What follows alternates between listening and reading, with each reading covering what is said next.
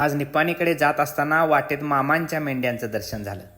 नमस्कार मित्रांनो, मामा आणि मेंढी यांचं नातं श्रद्धेचं मानलं जातं. मामांच्या मेंढ्यांचे कळप महाराष्ट्रासह कर्नाटक राज्यात सुद्धा जागोजागी फिरत असतात.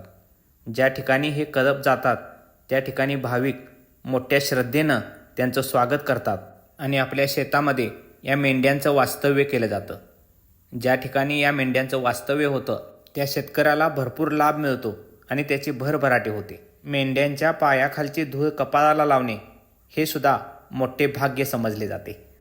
बाळूमामांनी याच मेंढींच्या दुधापासून कित्येक रुग्णांचे गंभीर आजार बरे केल्याच्या आख्यायिका आपण ऐकल्या असतीलच. मेंढ्यांच्या कळपासोबत चालणारे धारकरी एकदम कडक शिस्त पाळतात.